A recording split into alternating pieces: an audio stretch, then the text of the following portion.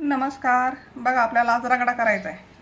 त्याच्यासाठी ह्या मी बाजारातून वल्ल्या शेंगा आणलेल्या आहेत. बघा आता उन्हाळी भुईमुग आहे ना, बाजारात वल्ल्या शेंगा येऊन राहिलेल्या आहेत. मी शेंगा आणलेल्या आहेत आणि आपण असं मस्त असं गावरान पद्धतीने आणि चवदार असा रगडा बनवणार आहे. पहा इकडे मी शेंगदाणे सोलून घेतलेले आहेत. बघा आता आपल्याला रगडा बनवायचा आहे. तर बघू आपण रगडा कसा बनवायचा आहे तो. तर बघा आपण शेंगदाणे सोलून घेतलेले आहेत. त्यासाठी इकडे हिरव्या मिरच्या घेतल्यात. बघा अशा बारीक बारीक हिरव्या मिरच्या घेतल्यात, एकदम ताज्या आणि फ्रेश अशा. कारण काय बारीक बारीक कमून घेतल्या, कारण का आपल्याला रगडा करायचं म्हणलं ना, तर मग तांब्याने रगडायचं म्हणलं बारीक मिरच्या आहेत ना लगेच रगडल्या जातात. तशी मोठी मिरची आहे ना लवकर रगडत नाही. आणि इकडे लसूण घेतलेला आहे. हे बघा असा गावरान लसूण सोलून घेतलेला आहे. तर लसूण तुम्ही अजून पण टाकू शकता, भरपूर टाकू शकता. लसणाने काहीच होत नाही. चटणी एकदम छान होते बघा रगडा आपला. तर आपण आता तवावरती टाकलेला आहे. हे बघा गॅस आणि लोखंडी तवा आहे हा. तर याच्यावरच आपण रगडा करणार आहे. तर आपण ह्या हिरव्या मिरच्या टाकून देऊ. धुवून घेतलेल्या आहेत मी, याच्यावर टाकून देऊ. आता मिरच्या कशा असतात, तिखट कमी तिखट, तर या जरा कमी तिखट आहेत म्हणून मी एवढ्या घेतलेल्या आहेत बघा. आणि आपल्याला रगडा किती करायचा याच्यावर पण अवलंबून असतं. याच्यावर थोडीशी तेलाची धर टाकू आपण, कारण का अगोदर थोडीच टाकायची. त्या मिरच्या आहेत ना तडा तडा उडतात बघा. अगोदर अगदी थोडंसं तेल टाकायचं याला आणि अशा आंबळ आपल्याला भाजून घ्यायचं. आता याच्यामध्येच आपल्याला काय करायचं आहे, शेंगदाणे टाकायचे.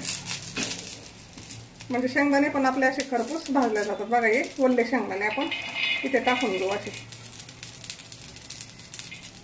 याला पण असं मिरच्या सोबतच आपल्याला भाजून घ्यायचं. असे छान भाजायचे बघा. मिरच्या आणि शेंगदाणे असे संगच भाजायचे, म्हणजे दोन्ही पण असं छान भाजलं जातं. आणि तेल आपल्याला सध्या लगेच नाही टाकायचं जास्त, कारण का मिरच्या आहेत ना आपण फोडून नाही घेतलेलं, त्याच्यामुळे ते तशा उडतात तडातड. त्याच्यामुळे तेलाचा अर्धा थोडासा टिपका टाकून असं उलटलं दाबून धरायचं, म्हणजे मिरची उडणार नाही. तर आपण असं मस्त थोडंसं भाजून घेऊया याला.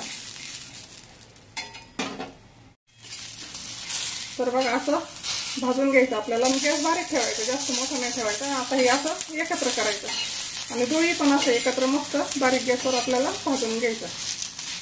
हे बघा असं बारीक गॅसवर मस्त असं भाजलं ना तर छान असं वाफायला जातं बघा. ते मिरच्या आणि शेंगदाणे, मिरच्याला आपल्याला जास्त भाजवायचं नाही, कारण का आपल्याला रगडा करायचा. हे बघा अशा पद्धतीने मस्त भाजून घ्यायचं. तर बघा आता मस्त असं भाजलं गेलेलं आहे आपले हे शेंगदाणे आणि मिरच्या. तर याच्यावर आपल्याला अगोदर मीठ टाकायचं आहे. हे असं मीठ टाकून घ्यायचं चवीनुसार.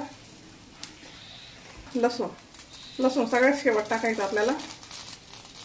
हे बघा असं मस्त एकजीव करून घ्यायचं. इतकी मस्त लागते नाही मिरची खायला, एकदम गावरान पद्धतीने आणि पौष्टिक पण खूप असते. कारण का लसूण आपण नंतर कच्चा टाकतो याला. तर आपण आता गॅस बंद करू. तुम्ही ही भाकरी बरोबर खा, चपाती भाजी नाही केली तरी तुम्ही नुसतं मिरचीचा रगडा जरी केला ना तरी खायला एकदम चवदार आणि एकदम पौष्टिक असतो बघा. तुमच्याकडे हे वल्ले शेंगदाणे जरी नसले ना, असे वल्ले शेंगदाणे, तर आपल्या घरातले जे आपण वापरतो ना किराण्यातले, ते शेंगदाणे टाकून जरी तुम्ही असा रगडा केला ना तरी पण चालतं. तर आपण आता हे रगडायला घेऊया.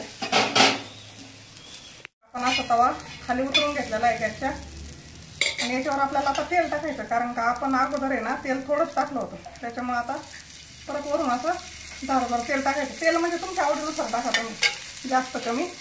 जास्त टाकलं तरी छान लागतं, कमी टाकलं तरी पण छानच लागते मिरची. आता याला आपल्याला असं रगडून घ्यायचं. तर बघा मी हा तांब्या घेतलेला आहे. हा तांब्या, तांब्याने आपल्याला पकडीन धरायचं आणि एका हाताने असं रगडून घ्यायचं.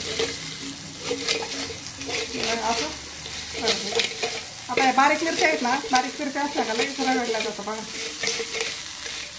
तुम्हाला जर येणे तांब्याने नाही जमलं, तुमच्याकडे जर असं असेल असं ओरोटा तुंबा, तुम्ही त्यांनी पण असं चेपू शकता, असं ठिसू शकता बघा. तुम्हाला दाखवतो मी ठिसून. तुम्ही हे घेऊन हे असं पण चेपू शकता, यांनी पण चेपू शकता. पण मला तांब्याने जमतंय म्हणून मी तांब्याने चेपवणार आहे याला.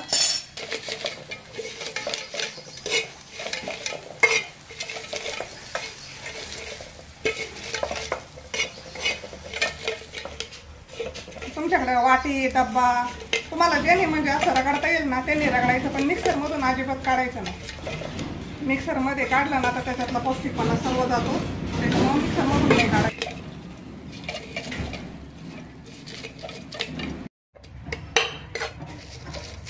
तर बघा आपला रगडा आता करून झालेला आहे. अशा पद्धतीने आपण रगडा केलेला आहे. आता तुम्ही याच्याबरोबर असं म्हणजे तोंडी लावायला पण जेवणाबरोबर तुम्ही तोंडी लावू शकता. आणि याला काय आहे, तुम्ही 15 दिवस घरात ठेवला ना तरी काही नाही होत याला. फक्त मिक्सरमध्ये नाही काढायचा. काय काय कसं मिक्सरमध्ये काढतात ना तर मिक्सरमध्ये चांगला नाही होत.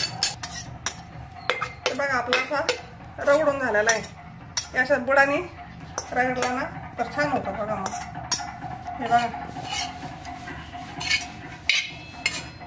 असं फिक्कं वरण केलं किंवा आपलं डाळीच्या पिठाचं बेसन केलं तुम्ही अशा याच्याबरोबर तोंडी जर लावला ना हा रगडा तर खूप छान लागतं. बघा आणि किती मस्त झाला एकदम. बघा छान एकदम.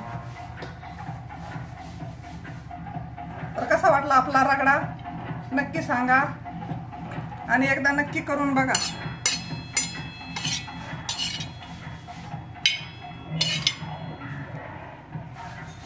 धन्यवाद.